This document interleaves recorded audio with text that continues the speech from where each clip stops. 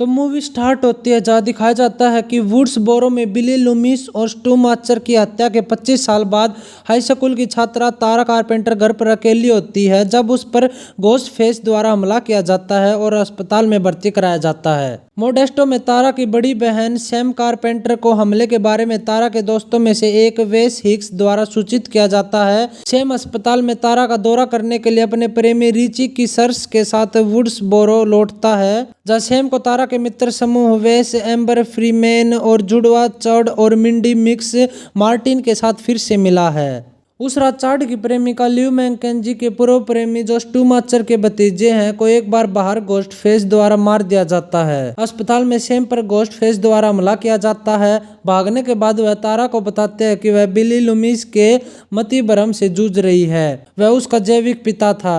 Sam के सच्चे पालन पोषण के परिणाम स्वरूप उनके माता पिता अलग हो गए और यही कारण है कि सैम तारा से अलग हो गया। अब सीन दिखाया जाता है जहां सैम और रिची डेवी रिले से मिलते हैं जो गैल वेदर्स से तलाकशुदा है। वे हत्यारे को रोकने में उनकी मदद मांगते हैं और वह गेल और सिडनी प्रोस्कोट से संपर्क करता है, उन्हें गोस्ट फेस की वापसी के बारे में चेतावनी देता है। डेवी मिंडी और चार्ड के घर में उनके साथ जुड़ जाता है और जुड़वा बच्चों की मां मार्था रैंडी मिक्स की बहन के साथ फिर से जुड़ जाता है। मूल हत्यारों से संबंधित लोगों को लक्षित करने वाले 3 हमलों के कारण सैम पर हत्यारा होने का आरोप लगता है।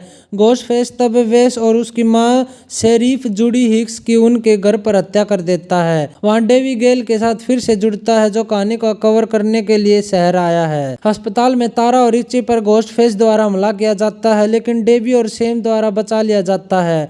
डेवी की मौत हो जाती है जब वह गोस्ट फेस को खत्म करने का प्रयास करता है। अब सिडनी डेवी की मौत के बारे में जानने के बाद शहर आता है और अस्पताल में गेल और सैम दोनों से मिलता है। सिडनी ने सैम से हत्यारे को रोकने की मदद करने के लिए कहा लेकिन सैम ने मना कर दिया। वह रिची और तारा के साथ शहर छोड़ने का विकल्प चुनती है लेकिन उन्हें तारा के लिए एक इनहेलर प्राप्त करने के लिए एम्बर के घर पर रुकने के लिए मजबूर होना पड़ता है। सिडनी और गैल उनका घर तक पीछा करते हैं जो स्टू के प्रो होने का पता चलता है जब मूल वुड्सबोरो नरसंहार हुआ था। वहां चार्ड और मिंडी दोनों पर गोस्ट फेस द्वारा हमला किया जाता है। जैसे ही सैम एक घायल मिंडी के पास जाता है, एम्बर एक बंदूक निकालता है और ल्यू को सिर में गोली मारता है, खुद को गोस्ट फेस के रूप में प्रकट करता है। तहखाने में भागते हुए रिची सैम को अनुमान लगाता है कि तारा एम्बर का साथी है। सैम उसे तारा को खोजने के लिए छोड़ देता है और उसे कोठरी में बंधा हुआ पाता है। जब गेल और सिडनी आते हैं, एम्बर गेल को गोली मारता है और घायल करता है। रिची फिर सैम को चाकू मारता है और खुद को एम्बर का साथी बनाता है। रिची और एम्बर सैम, सिडनी और गेल को रसोई में ले जाते हैं जहां वे बताते हैं कि वे स्टेब फिल्म श्रृंखला के प्रशंसक हैं जो ऑनलाइन मिले थे। उसके बाद स्टेप 8 के साथ लिए गए फोटो में निराश होकर उन्होंने एक नई हत्या के होड़ शुरू करने का फैसला किया।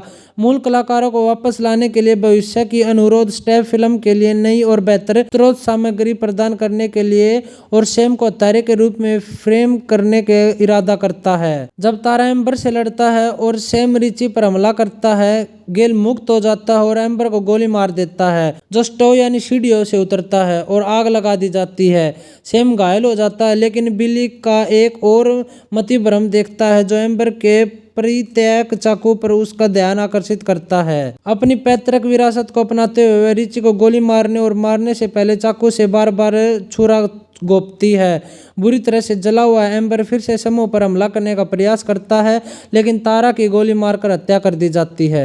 तारा और मिक्स जुड़वा को अस्पताल ले जाने के लिए एम्बुलेंस में लाद दिया जाता है और सैम उनकी मदद के लिए सिडनी और गैल को धन्यवाद देता है। गैल ने नई हत्याओं के बारे में लिखने और हत्याओं को खुयाफाती देने में से इनकार कर दिया, इसके बजाय डेवी को श्रद्धांजलि दी जाए। सैम तारा को एम्बुलेंस से लेके जाता है और रात की घटनाओं का एक समाचार रिपोर्ट में शामिल किया जाता है। यही कहानी का होता है दी एंड।